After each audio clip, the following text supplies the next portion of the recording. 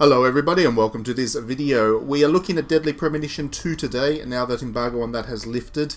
And while I got my copy a little bit late to have a review up in time, I have been able to put a couple of hours into the game. And this video is my first impressions of about 2 hours worth of play. I haven't been able to cover too much footage because of embargo conditions, but I will have a full review up on digitallydownloaded.net later this week. What I wanted to say first up is that I never thought we'd see a Deadly Premonition 2, and that by itself is a great thing indeed. The original game was polarising to the most incredible extent, with review scores ranging all the way from 1 to 10, which is something that we just never see.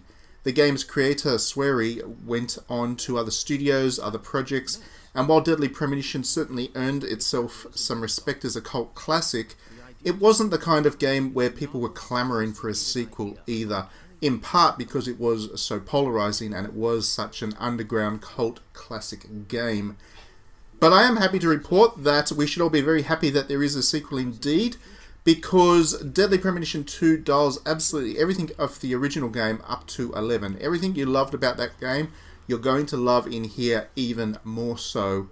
Anyone worried about whether the game would be a restrained effort to appeal to a broader audience, and admittedly I was actually one of those people, should not worry, because SWERY has left absolutely nothing back, not even the jank. If anything, he's reveling in it this time around and really challenging people to criticise Deadly Premonition 2 on the same basis that Deadly Premonition was criticised. Perhaps unfairly in a lot of cases. I feel like this game deserved a more critical eye than it got in a lot of cases, and SWERY really seems to be challenging people to look at it in a different way this time around.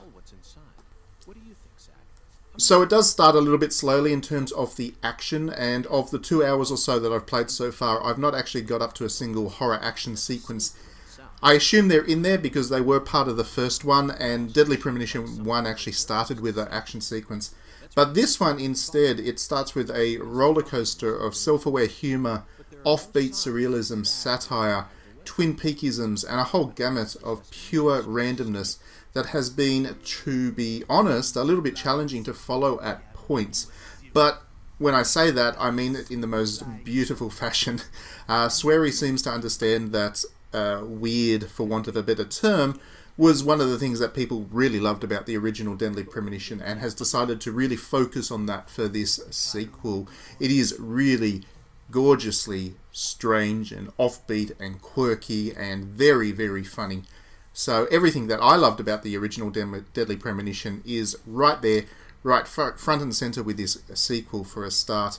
And I wasn't a huge fan of the combat in Deadly Premonition. I don't really think anybody was. That was something that was there because it needed to be in order to qualify as a horror game more than anything else, and SWERY kind of played with that to subvert it a little bit, but it wasn't the focus of the game. It certainly wasn't its strongest point. So I think with this one, SWERY's understood where his strengths lie in terms of a horror game and has really run with that. So for an example, my favourite moment in the original Deadly Premonition actually comes quite early on. In the middle of a deadly serious investigation around the murder of a girl, the protagonist, FBI agent Francis York, as he is being briefed about this by the local police, he decides to go into this long and in-depth discussion about what makes the perfect cookie, which is the butter to sugar ratio for anybody who's interested. This time around though, we're introduced to Francis York while he's on a semi-holiday in a tiny backwater Louisiana town, and he's doing that while also investigating a national drug syndicate. He finds himself in a hotel marvelling at how his expensive car was stolen and replaced by a skateboard, and he gets incredibly philosophical and specific about this. It's a 5-minute conversation, and it really does run for about that long, and it's just basically York marvelling at how such an incredible machine as a hybrid car could just disappear and be replaced by a plank of wood and 4 wheels. It is hilarious, and it is written so damn well. That is immediately what you are introduced to with this game, and from that moment you are pretty much hooked into its humour. I would say that I would really struggle to suggest that anybody who watches that conversation will not find themselves quite enamoured to this game. SWERY is a master of words and somehow manages to pull off absolutely everything in what is actually a dense range of topics and subjects that he covers in this game. So he pokes fun at York by having the guy talk to his imaginary buddy, whose name is Zach, about cinema. Quite often, actually. He does a lot of film name-dropping and mini-analysis of various films. And early on, he has York declare that Michael Bay's The Island is a masterpiece of science fiction art. And trust me, while it sounds like it comes across as a compliment, it is absolutely a big drag on Michael Bay and a dig at York's character being this overly optimistic, chipper kind of person that sees the world in very bright colours at all times. And then that is particularly, I guess, pertinent given some of the conversations that have been happening in the games industry of recent times, and SWERY would have written this thing well before the whole The Last of Us 2 is Schindler's List nonsense. But it is very pertinent, I think, to the way that people talk about films and games and whatever that they enjoy, and it seems like SWERY's having a bit of fun there at people's expense. Shortly after, though, he has the town's black sheriff admit that the wealthy white family that basically runs the entire town is incredibly racist towards him. Again, a black man in Louisiana, which is a pretty dense theme to just drop in there. But immediately before that happens, York also admires the majesty of the slaughter in a meat processing facility with such deft dialogue and a turn of phrase that it left me wanting to go vegan. And I'm a guy that orders double meat on a meat lover's pizza. It's just, he just throws so many different themes and topics and so much at the player, and it comes at such a rapid fire pace. If it was in the hands of a lesser writer, all of it would fall flat, but somehow with SWERY he manages to pull it all together in a way that is both intriguing and interesting, and you just want to keep playing just to see what dialogue will happen next. If nothing else, you want to advance the plot, but you also just want to see how these characters are going to interact with one another. It is fascinating stuff. So again, I am only 2 hours into the game, and that has been exclusively focused on dialogue and storytelling so far. There is not a second in Deadly Premonition 2 where I'm not hanging off every single word, though. So I'm certainly not bored. 2 hours sounds like a long introduction without any action for a game that is going to have action in it, but this one is just, time is flying by as I'm playing it, basically. The way that it blends the funny and the surreal and the dark and sinister and serious and thrilling and all the rest and self-aware nonsense, it's all very... it's truly incredible how it has managed to pull so many different tones and themes together in one. I'm actually struggling to think of a game that has been blessed with more distinctive, more creative and more intelligent writing, and I'm actually really struggling. I've been thinking about it for a while, ever since I started to pull this video together. I think maybe Nier Automata perhaps has writing of an equivalent quality. It's brilliantly written, sure, but it lacks the verve and range of Deadly Premonition 2. And then you look at some of the stuff that people generally chalk up as high quality writing, like The Last of Us 2, and you just kind of laugh. No, that is certainly not up to the same standards as Deadly Premonition. Because seriously, this game, when I talk about good writing from a personal perspective, I'm really talking about what this game, Deadly Premonition 2, offers. It's not particularly emotionally engaging because it is far too surreal and oddball to connect with you on that kind of emotional level. But its ability to make you think about every single line, every reference that it every reference that it drops, every joke that it makes, and the deeper meaning of everything that SWERY's getting at with this game, because you know that he's thought about this and everything's there for a reason. The point that he's making with it all will really get you to think, and that is really unparalleled, I think, in video games, at least at this stage. I'm only 2 hours in, again, and I have no idea how the game is actually going to sustain what it's done in the first 2 hours, but I do think that if anyone's actually capable of pulling it off and turning an entire game into what I've experienced so far, that'd be SWERY. So I actually met SWERY a couple of years ago to interview him for a book that I was writing, and it is important that you know that nothing in Deadly Premonition or its sequel has happened by accident. SWERY is a genuine thinker. He is a very, very intelligent person. He loves Salvador Dali, he loves surrealism, he loves subversion, he loves kind of he likes to confuse the player, but in a way that is challenging them, rather than just confusing them to be weird.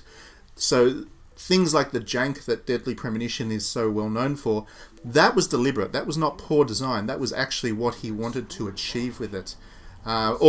Same thing goes for the small-sized open world that these games have. People generally criticize that. If the open world is not big enough, then it must therefore be an inferior open world, but he's making a point by making the open world contained like that, a little bit like the Yakuza games do. The simple visual engine, he is very much a guy that is more focused on the aesthetics than the technical brilliance of his engines, and you see that in Deadly Premonition 2. It is a very aesthetically interesting game without being The Last of Us 2. You know, it's quite gorgeous and distinctive and creative and different, and that really helps to that really complements the story that he's telling and the characters and all that kind of thing. So again, very deliberate. Everything that you see in Deadly Premonition 2 is meant to be there. And I think that SWERY's goal overall as a game designer is to be quirky, offbeat and different and challenging, not in terms of your ability to play the game, but your ability to think about what you are playing. And everything about Deadly Premonition 2 is kind of tuned towards this as perhaps his best work to date at doing that. So while I am quite early on in the game, I still haven't experienced the combat in any way.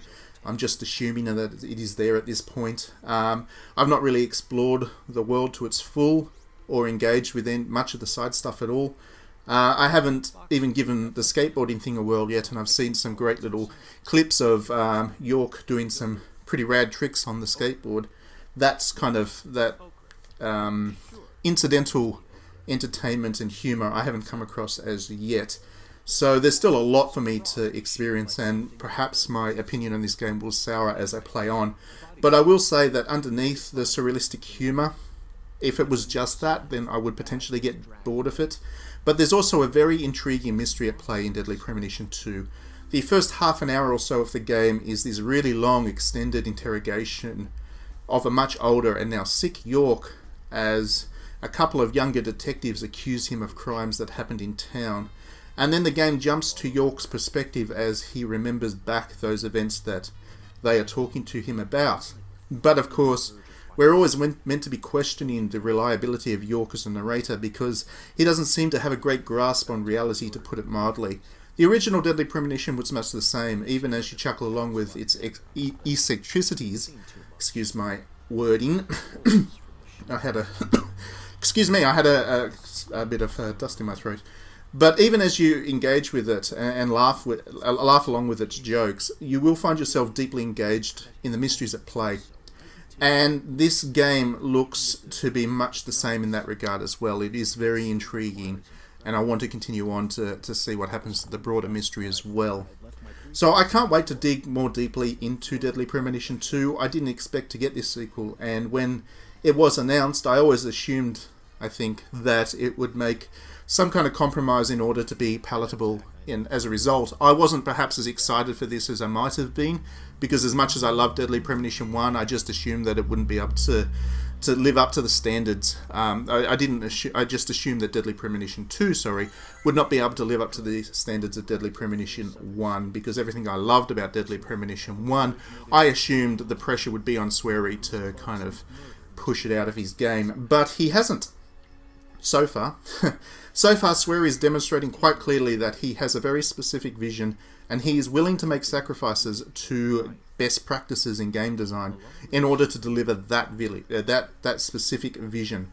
And I'm loving it. I really do think that the more video games we have like this, which are experimental, which are challenging, which will probably not review as well as The Last of Us 2, I think the more games that we have like this, the more the games industry will develop as an art form in a way that we get that variety of experiences and we are actually encouraged to think about the games that we are playing.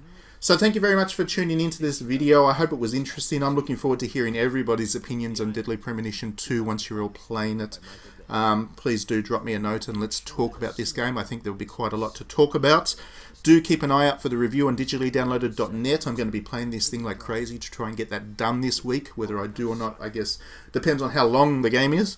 If you do enjoy my videos, please do like and subscribe, because by doing so, I'm going to be able to continue to expand what I'm doing with this YouTube channel. I do have plans. Please do consider backing me for even $1 a month on Patreon. If you do enjoy my work, that support is a really lovely vote of confidence on the one hand, and on the second hand, it gives me the resources I need to really launch into some new ideas. And if you do want to support us, but don't want to just throw $1 a month into a Patreon, then you can also buy our visual novels. That way you get something to play in exchange for your money. We've got a couple of those that are available on itch, and I'll put the links in the description below. So if you want to support us and have a game to play, you can do that as well. Thank you as always for tuning in. We will see you next time.